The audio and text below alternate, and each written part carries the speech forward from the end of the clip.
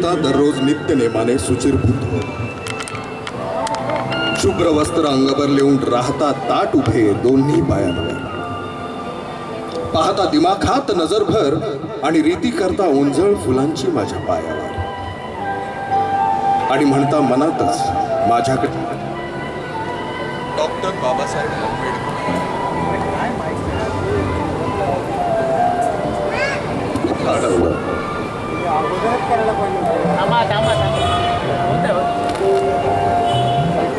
आणि म्हणता मनातच डॉक्टर बाबासाहेब आंबेडकर. मळप दाटून आलंय आभाळ, कुंठित झाली मती. तुम्हाला समजून घेण्यात कुठे कमी पडलो आम्ही? सांगा बाबासाहेब सांगा. तुमच्या या अशा प्रश्नांनी ओशाळून जातो मी. वाटत राहतं माझं मलाच तुम्हाला सगळं समजावून सांगण्यात कुठं कमी पडलोय मी. बुडून जातो चिंतनात. मी पाहिलेलं एक स्वप्न साकारलेलं नागभूमीवर. नागभूमी, नागपूर, शहर नागांचं, नागवंशीयांचं. नागवंशी पूर्वज आपलं सळसळत उभं राहतं चित्र ते 8,000 वर्षांपूर्वीचं. आता तुम्ही म्हणाल 8,000 नाही बाबासाहेब, 5,000 वर्ष. बरोबर आहे तुमचं. तुम्ही तेच म्हणणार तुम्ही जे वाचले ते.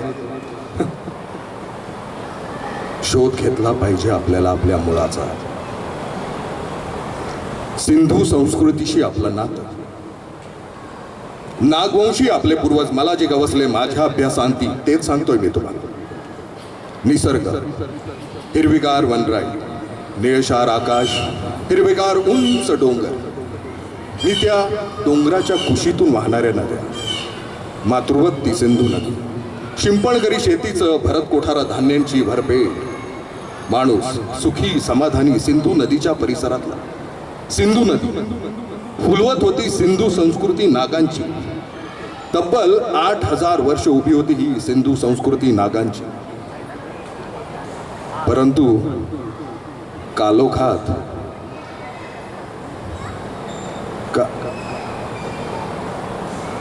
हे काय लक्ष नाही आहे तुमचं. मी काय सांगतोय तुम्हाला आणि तुमच्या मनात भलतच. लक्षात ठेवा, जो आपला इतिहास विसरतो तो नवा इतिहास कधीही घडू शकत नाही. विसरू नका कधीच. आपल्या या भूमीचा इतिहास सुरू होतो सिंधू नदीपासून, सिंधू संस्कृतीपासून. 8,000 वर्षांपासून सिंधू आपली माती, ज्या मातीत विलीन झाले आपले पूर्वज. आठवावा आणि ठेवावा स्मरणात तो सारा इतिहास, त्यांचा तो पराक्रम, त्यांनी निर्माण केलेल्या कला. कारण कलाच सिद्ध करीत असतात किती उच्च होती ती संस्कृती. उत्खननात सापडलेली नृत्य मुद्रेतील ती नर्तिका म्हणजे नृत्य कलेत प्रवीण होते आपले पूर्वज. नृत्य होतं म्हणून संगीत, कारण संगीताच्या तालावरच तिरकत असतो पदन्यास. आता पुन्हा काय झालं नाही, एकदम विचारमग्न झाला की समजूनच घ्यायचं नाही इतिहास पूर्वजांचा. तुम्ही तर मला जाणता. माझं जगणं, मी केलेला संघर्ष, मी अनुभवलेल्या यातना, निरोध व्हावा यातनांचा म्हणून मी उभे केलेले लढे. नव्हतो मी कधीच निवांत. उसंतच दिली नाही मला या काळानं. मला दिसतो तो फक्त संघर्ष. संघर्ष पूर्वजांनी केलेला. पूर्वज 8,000 वर्षांपूर्वीचे आर्यांच्या विरोधात लढणारे किंवा पूर्वज आजच्या काळात. सुख नाही संघर्षाविना. संघर्ष म्हणजे मारझोडच नसते किंवा नसतो भांडण तंटा. संघर्ष असतो मानसिकही, आणि हा मानसिक संघर्ष असतो अधिक जीव घेणं. याच मानसिक संघर्षातून मी लिहिला होता एक ग्रंथ, हू वेअर द शूद्राज. मी केलं होतं सिद्ध शूद्र हे मूळचे क्षत्रिय. पण माझ्या या सिद्धांताकडे पाहिलं नाही कुणीच डुंकून. आणि याच ग्रंथात म्हणालो होतो आर्य इथलेच. पण पुढे वाढला माझा ग्रंथ व्यासंग, आणि या व्यासंगानंच दिली एक नवी दृष्टी. आर्य इथलेच, नागही इथलेच. मग घोडे फक्त आर्यांकडेच कसे, नागांकडे का नाहीत? आणि लक्षात आला अभ्यासांती आर्य नव्हते इथले भारतीय, ते तर परकीय. त्यांनीच केली सिंधू संस्कृती नष्ट. नवे संशोधन, नवी दृष्टी, नवे सिद्धांत येतात पुढे, तसे जुने सिद्धांत निघतात मोडे. या परकीय आर्यांनी नागवंशीयांनी केलं होतं वैभव जे उभं ते केलं नष्ट. आक्रमण करते असोत कुणी, आधी नष्ट करतात मुळात जे असेल ते. घर जाळतात, वस्त्या नष्ट करतात, माणसं मारतात. असं समजू नका की नागांनी प्रतिकारच केला नाही. लढले, प्राणपणाने लढले, पण आर्यांकडे होते घोडे. ते लढत घोड्यावर आणि नाग जमिनीवर. परिणामी घोड्यावर बसून लढणारा माणूस खाली उभा राहून लढणाऱ्या नागवीरांचं उडवायचा डोकं थेट. लढता लढता नाग हरले. 100 नावाचा नागराजा एकटा लढला 40 वर्ष. 40 वर्ष म्हणजे केवढे पराक्रमी होते ते. तब्बल 500 वर्ष लढत राहिले नाग आर्यांशी. युद्ध युद्ध युद्ध आणि युद्ध. अंगात ताकद होती ते लढले आणि नव्हती ते गेले पळून. दूरच्या देशात, डोंगर दऱ्यात, दक्षिण भारतात, उत्तर भारतात, वाट मिळेल तिथे स्वतःचा जीव लपवत. हाणामारे सुरूच नागवंशी हतबल होईपर्यंत. ही हतबलता देते गुलामी. हे हतबल नाग आपसुकच गुलाम झाले आर्यांचे. आर्यांनी लादली गुलामी. गुलामांना नसतं कसलं स्वातंत्र्य. आर्य म्हणतील त्यांनी तसंच वागावं लागेल. सर्व हलकी सलकी कामं आली वाट्याला नागवंशीयांच्या. स्वाभिमानी नागवंशी जे नाही गेले कदापि कदापि शरण, ते नाग ठरविले गेले अस्पृश्य, वर्णबाह्य. वैदिकांच्या या कुटील कारस्थानास पहिला तडाखा दिला तो बुद्धाने. नाकारले वेद, देव, दैव, आत्मा सर्व काही आणि उभा केला माणूस. निकाळात माणूस होण्याची संधी, गुलामी टाकून देण्याची संधी, नामी संधी. नाग होते अशाच संधीच्या प्रतीक्षेत. त्यांना गुलामी मुक्त करणारा पहिला माणूस भेटला तो बुद्ध. सारे नागवंशी झाले बौद्ध. पुढे नागांनी सर्वदूर नेला बौद्ध धम्म 2500 वर्षांपूर्वी. आणि मग वाद सुरू झाला. ही भूमी कुणाची? वैदिकांची?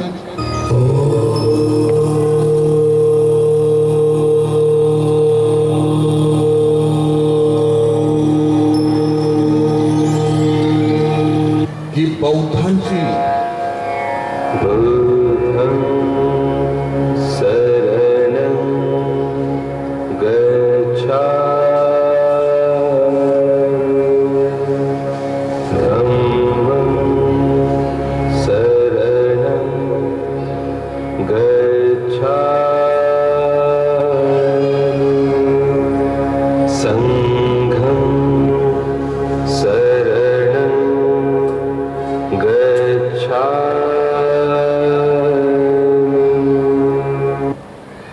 सम्राट अशोकाच्या काळात ही होती बौद्ध भूमी. हजारो लाखो वैदिक ब्राह्मण झाले होते बौद्ध. बौद्ध भारत, सारं जगच निघालं होतं बौद्ध पथानं. पुढे बृहद्रथाचा काळ. बृहद्रथाचा मित्र पुष्यमित्र शून्य जो होता त्याचा सेनापती मित्र बालपंत. पण त्याहून होता वैदिक ब्राह्मण. बृहद्रथ बौद्ध, पुष्यमित्र वैदिक. बौद्ध वैदिक जीवाभावाचे मित्र. पण मैत्रीच्या नात्याला दिला तडा वैदिकांनी. कारण वैदिक धर्म गेला होता रसाता. जागी झाली वैदिक ब्राह्मणी ईर्षा. आणि या ईर्षेनंच केला खून राजा बृहद्रथाचा. पुष्यमित्र झाला राजा, तसा मग पाडा होऊ लागला बौद्ध संस्कृतीचा. आणि मग निघालं फर्मान, जो कोणी बौद्ध भिकूंचा शीर कापून आणेल माझ्या समोर देईन 100 सोन्याच्या मुद्रा बक्षी. बौद्ध क्रांतीवर पुष्यमित्राच्या प्रतिक्रांतीनं केला प्रहार. रचली गेली मनुस्मृती. पुन्हा तीच वैदिक ब्राह्मणी परंपरा.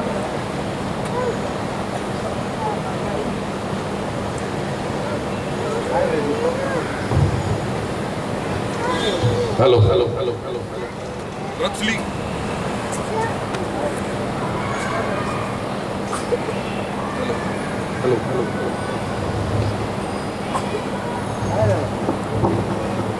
माझा आवाज येतोय? असा येतोय? असा येतोय? असा येतोय? नाही येत. थांबा थांबा एक बघा बघा.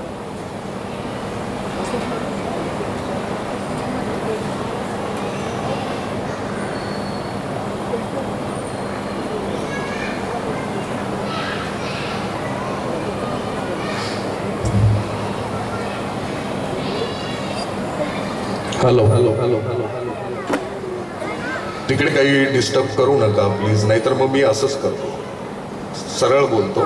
माईकची गरज नाही, थोडासा आवाज वाढवावा लागेल मला, कारण जर व्यत्यय आला तर तुम्हाला कळणार नाही काय चाललंय ते. बरं असो, जेवढं चालतोय तेवढं चालूया.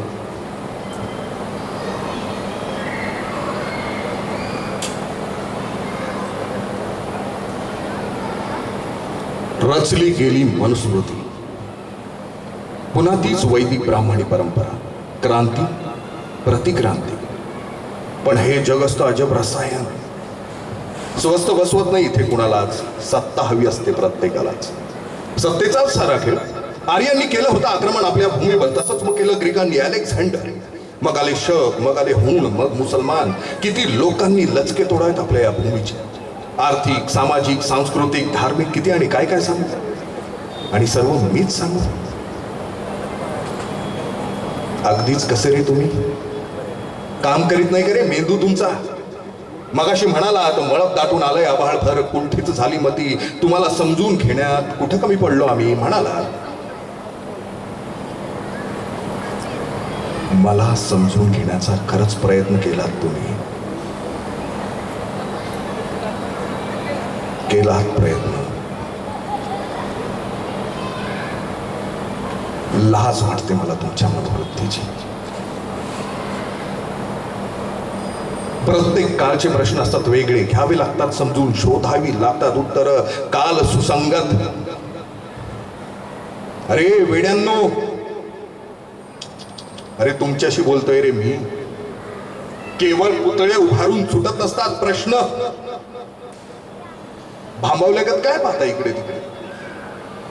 झालाच नसता जन्म माझा 14 एप्रिल 1891 साली, तर काय केलं असतं तरी तुम्ही?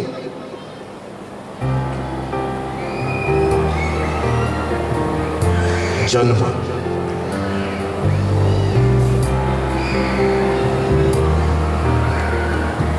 मी पुत्र भीमाई रामजीचा.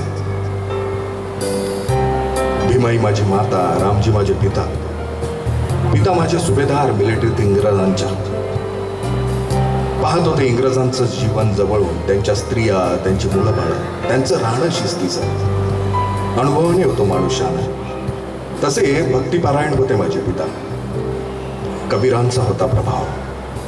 कबीर प्रतीक प्रेमाचं, माणूस माणूस जोडण्याचा.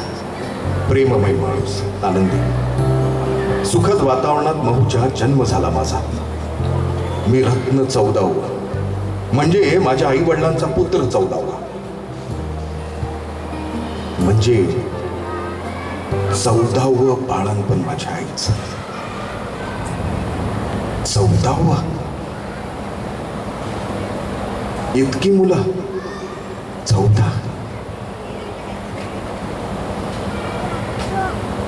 प्रश्न पडतो मला आज, या बाळणपणानेच तर नाही ना ओढावला मृत्यू माझ्या आईने.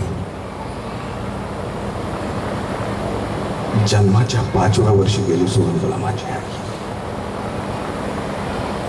आई,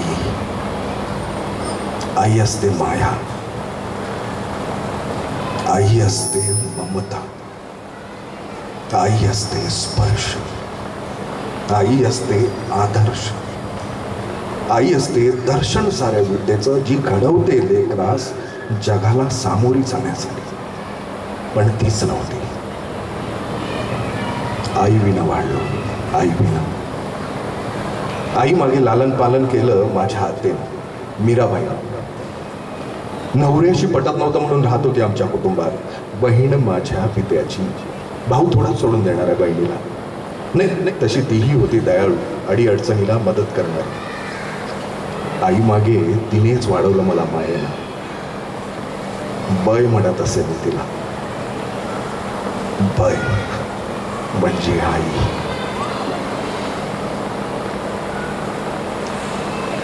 बोर तर करीत नाही ना मी तुम्हा लोकांना माझ्या कुटुंबातील गोष्टी सांगून?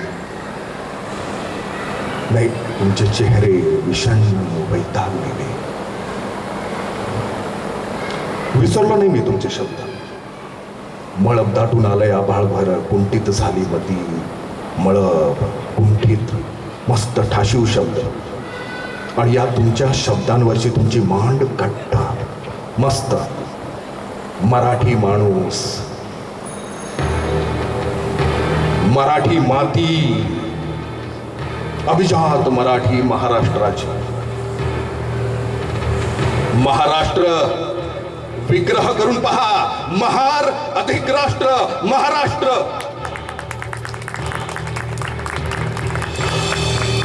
पुत्र महाराष्ट्राचा शूर लढवय्या महार लढला. केवळ घोडभर पाणी सन्मानानं पिता यावं. महाडचा संग्राम विसरला की काय? अरे आठवा ते इतिहासाची पानं. जनावरांनी पाणी प्यावं खुशाल, पण मज्जाव फक्त माणसांना. ती सर्व माणसं आणि आम्ही कोण? आम्ही ही माणसं, पण विशिष्ट जातीची, त्यांच्या मनोवादात न बसणारी क्षुद्र अधिक क्षुद्र. का म्हणून ठरवण्यात आला मला क्षुद्र अधिक क्षुद्र आणि केलं सर्व सुखांपासून वंचित? ते आमचे लागत नव्हते कुणी की आम्हीच नव्हतो त्यांचे कुणी? ते परके आमच्यासाठी आणि आम्ही परके त्यांच्यासाठी इतके की विहिरीचं पाणी प्यालो म्हणून मारलं मला मरेपर्यंत. ही माझ्या लहानपणीची गोष्ट. ते एक सोडा, पण मोठेपणी प्राध्यापक